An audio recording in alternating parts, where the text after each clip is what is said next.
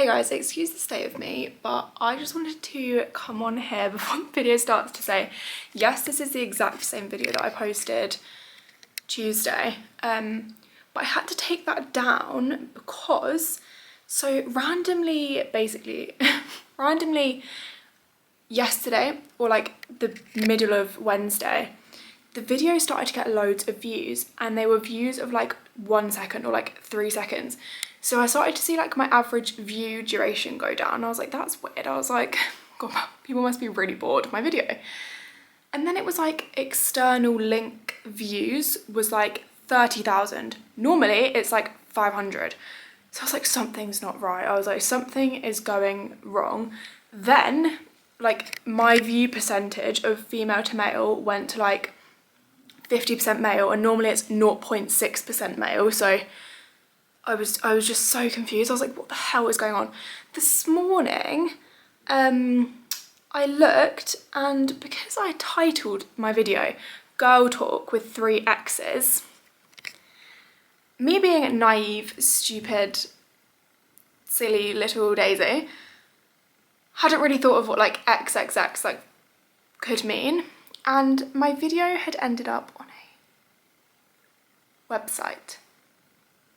Yes, you heard that correctly. Because it had 3 X's in the end of the video, it was on an X-rated website, because I'm guessing they just put loads of things on. Obviously there was nothing in it that was X-rated at all, which was why people must have been so disappointed when they clicked on it and it was me answering your dilemmas. So took that down rapidly and thought I'll upload it again today with a different title. So just to like let anyone know, if anyone else posts YouTube videos or anything, probably stay away from putting 3 kisses at the end of your videos, because yours might end up on a naughty site as well. So yeah, that was a nice little wake up call this morning. It really made me chuckle, I'm not gonna lie. I did give us a little laugh this morning. But yeah, that's why it disappeared, and that's why it's up again. So if you have already watched it, yes, this is the exact same video. But just thought I should hop on here quickly and let you know why I deleted it. And yeah, that's about it. But yeah, hope you enjoy. It's just me chatting in bed about your questions or dilemmas that I put on my Instagram. So yeah, hope you enjoy. Love you. Hey guys, welcome back to my channel. So for today's video, I'm going to do a girl talk. I always see Rachel Leary do her girl talks in bed, so I thought I'd do mine in bed just because I love her so much. So the other day I put on my Instagram story like a question box saying like any dilemmas, girl talk, advice, just general questions you have. I've done a quick like scroll through them, and there's like 3 categories, basically like boys / relationships, that kind of thing, then like friendships, and then just kind of like random questions. Before we start, just because I'm saying something doesn't mean you have to do it. Just getting out there now. The first up is probably the most asked question, and that was like, I like a boy, but I don't know if he likes me back. Or like, should I go for it? Like, should I tell him how I feel? That kind of thing. And I think you should never have to question how someone feels about you. So obviously only if he like knows you like him. Like if he's got absolutely no idea, it's very unlikely that someone's gonna just be like, oh, like I think you're stunning, like I really get on with you, like I'd love to like see if we'd like gel. That is a big statement to make, like if someone has no idea that like you like them. So for me, I would say drop hints, like make it obvious that you like him without being like too upfront, and then let it go from there. If still nothing happens, but you're kind of thinking like, oh, I don't know if he likes me, I feel like he might, then there is absolutely nothing wrong with you saying, like if you're of the age where you'd go and date, be like, you free Friday night for dinner? Like, I think boys would love that. Yeah, I think that if you like someone, you think they might like you, 100% just go for it. Say like, oh, like, do you want to meet up? Do you want to do this? Like, whatever you feel is right. And rejection isn't even a bad thing. Like, you have to go through rejection in your life. If you don't, that's very like unusual. So if he goes, oh, like, no, I don't like you back, like, okay, cool. Next, I don't know if any of you listen to The Girls' Bathroom, but they always say rejection is redirection. So it's like, oh, he wasn't meant for me. Let's move on to the next person. The next question is, I've never had a boyfriend or anything and I'm 15. All my friends have already made out with someone / got with people. That was me. I had never been with anyone until I was with Sam. Sam was the first person that I properly kissed, like everything, and I was 15 and a half when we got together, so I literally completely get what you mean. I used to go to parties and would like never get with anyone. It just wasn't me. I didn't really want to do it. I never had the urge to, like, not that there's anything wrong with it, like it's so common, I'm pretty sure like most people do it, but it's absolutely nothing to feel like ashamed or anything about. Like 15, you're still so young when you're 15, like you've got your whole life ahead of you. Like I'm sure my sister wouldn't mind me saying this, she got her first boyfriend at 21 and nobody ever like had anything to say about that. Like it's just not looked upon in like a negative way or anything. Like I don't think you should feel any way about that. If you want to and you feel like you're like you want to be like getting with people, I don't know if that's something you'd like want to be doing, then just confidence. I think confidence and like being upfront and like confident with who you want to like be with or anything like that. But if you're feeling like, oh, I just don't, it's not really for me, like, but all my friends are doing it, so I feel like I have to, don't feel like that whatsoever. Another boyfriend one is, my boyfriend's kind of giving me the ick the last 3 weeks, should I dump him? And I'm going to be brutally honest here. Yes. I think it's best for you and him if you seriously have like the ick, and by the ick I'm not talking like he's just irritating you a bit or like you're just like, oh, like I want to be alone. For me that's not the ick. The ick is when everything they do is like, oh, like stop, like, oh, I can't, like you just really get like, oh, I don't want to be around you. I think if you've got the ick, you aren't in love with someone. I feel like you know when it's the ick, and if you do have the ick, I don't think there's any coming back from that. I would say put him and you out of your misery. Like he can probably tell that you're acting maybe off with him or you're just not really acting like you normally do, and for you, why do you want to be with someone that you've got the ick with? You don't. Like you need to be cruel to be kind in that kind of situation, I think, and just you're gonna need to end it. Again, another one on that same kind of lines, he loves me so much but I don't know if I love him. Now if you are in the first, I would say year, maybe up to a year and a half in your relationship, I don't think that's that unusual. It's a very like common thing to think people just fall in love at the same time, which is not true, like not true at all. If it's something that you think that you will fall in love with him down the line, then I don't think there's anything wrong with it. If you're like maybe 4 years into a relationship and you're like, I just don't love him, then I think we need to call it quits. But if you're in an early stage of a relationship, I think that's totally fine.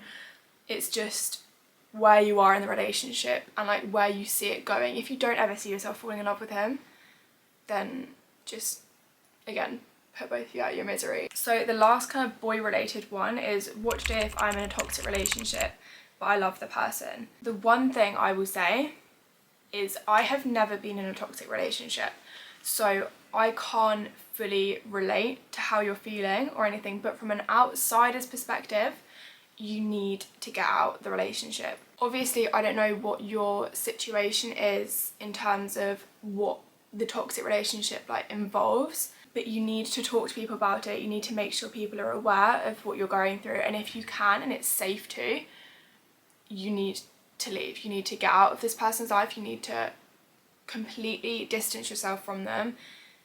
It's not healthy. And the thing is, the fact that you know you're in a toxic relationship to me speaks volumes, because you've recognized that it's not healthy and it's not good for you. I think that's like the biggest thing, like actually seeing it as a toxic relationship.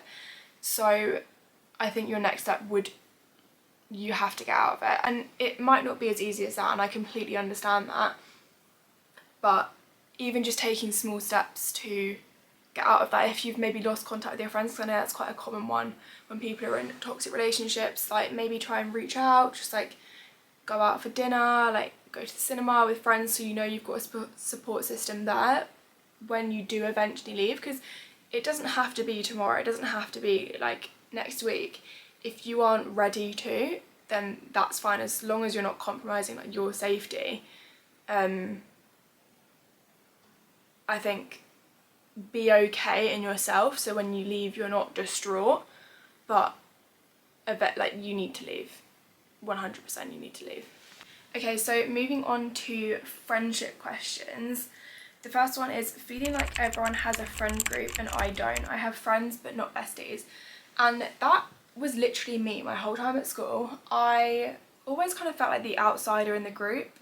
I was never like the person who, let's say someone said like, oh, you've got a gun to your head, like everyone needs to write down their best friend. I would put money on the fact that I wouldn't have been written down. Like, I just don't think I've ever been someone's best friend. I don't think there's anything actually wrong with that. Like, I've got lots of friends, and like now I've got really good best friends, but growing up I never really had that, and I'm fine. Like, I've got my group of friends that like I'm really friendly with now. I can really relate to you because I've always been in front, like I had a friendship group at the beginning and for whatever reason that didn't work out, and then I moved into like a bigger friendship group. And I always think when there's a lot of girls in a friendship group, let's be real, not everyone likes everyone. It's like, for me, big groups of girls have never worked. So I think the fact that you're not in like a friendship group, is that what you said? Yeah. If you don't have a friend group, that I don't think there's anything wrong with that. If you want best friends, then like be more confident, invite people out, spend more time with people, like one-on-one. If there's someone who you really drift towards and you think that they drift towards you but you don't really spend that much time together, then be like, you free Saturday, like want to come around mine? Or you want to go out for coffee, go out for dinner, like is lunch good on Saturday, that kind of thing. Or like, do you want to go to cinema, like something like that. Just spend time with people, because the more time you spend with someone, the closer you get. It's inevitable. So if you really feel like you really want to be friends with a specific person, then, and they're nice to you and they're like friendly to you and you think you really get on well, then you can definitely like grow a friendship there. So that would kind of be my advice for that, I think. Another question is, my friend group has a really bad effect on me but I don't want to leave it. So it obviously depends what reason you don't want to leave it, but I'm going to take it as they're like your only friends. I think it's so much easier to make friends than you think. Like, there's so many people who are really lovely, who would treat you like such a good friend, who wouldn't exclude you or wouldn't leave you out or wouldn't have like a really bad effect on you. And I think you don't need to be stuck in a friendship group that isn't good for you. When I was younger, I've had friendship groups that, looking back, I'm like, what was I doing? Like, I did not like fit in with you, that wasn't who I am, like all that kind of thing. And I think you stick in it because you think they're right for you, but if you're saying you know they have a really bad effect on you, again, like the toxic relationship thing, you've kind of accepted that they aren't right for you, and that's fine, you can leave. There's no point sticking with a friendship group that isn't nice to you. In like 2 years time, you look back and think, why did I even stay with them for that long? Like, they're not that special, they're just girls or boys, I don't know what friends they are, but who weren't nice to me. So, and they had a really bad effect on me and I wasn't happy. And you think, why did I stay in that for so long? It's daunting, obviously. You're making a big change to change your friendship group, and it's like, they might be horrible people, they might say things about you, they might be rude about you, but they're literally, it means nothing. They're just rude people who have no place being friends with you. This one's really sad. Someone said, what would you do if someone was constantly bullying you / talking about you? I think you probably should be telling someone about this. I think that's not really normal, like, bitchy behaviour. If someone's actually bullying you, you need to get that sorted out. It's just completely wrong. I think go to, I'm guessing you're in school from the tone of your like text thing, I would 100% tell like the teachers. I know people probably say stuff like, oh, like you're such a snitch or something, but bullying, like, that's not just like being kind of like a bit nasty. I would 100% get that sorted out. You probably have friends that you spend time with and obviously like are nice to you. Just kind of focus on that. And if you have like hobbies, like try and maybe get a new hobby and just like occupy your mind with something other than people being literal bullies. But I would definitely say tell someone about that. That's not right. Another question is, would you say your online life represents your real life? Like, are you always motivated, or do you have days where you could just stay in bed? I have days I could stay in bed. Always. I like this one. This is your favourite comfort TV shows / movies. And for movies, it's Harry Potter. I have been obsessed with Harry Potter since I was probably about 10. I used to listen to the audiobook to go to sleep at night. I am obsessed with Harry Potter. I just love it. Like, literally love it. Like, I used to know the first chapters off by heart because I listened to it every night going to sleep. Oh, I can't describe how much I love Harry Potter, and so many people hate it. Like, there was so much unnecessary slander of Harry Potter. Like, if you're a Harry Potter hater, then we're not friends. But love Harry Potter. The Office, the US Office, so good. I love it. I really like Friends. I do prefer The Office to Friends. I love the film Tangled, and I love Moana. I'm trying to think what other like comfort films. If I was to be sat at home in like the dark, it's chucking it down with rain outside, I've got a hot chocolate, I'd be itching to put Harry Potter on the TV. So that's my answer. Someone's asked my Spotify playlist. I'm actually an Apple Music girl. I don't know, can you follow people on Apple Music? But if not, I'll tell you what I've been listening to recently. I've been listening to Tate McRae. I think that's how you say her surname. She is just so good at singing. I love SZA. SZA will probably forever be one of my favourite artists. I'm loving like Beyonce's old songs at the minute. I'm really loving them. Can it tell me like what I've been listening to? I think it can. Okay, so it says songs you've played the most so far. So this week I played Love Language by SZA 32 times. Nobody Gets Me by SZA 31 times. Shirt by SZA 30 times. Low by SZA 30 times. Can you see where this is going? Snooze by SZA 29 times. Like, my top songs are all SZA this week.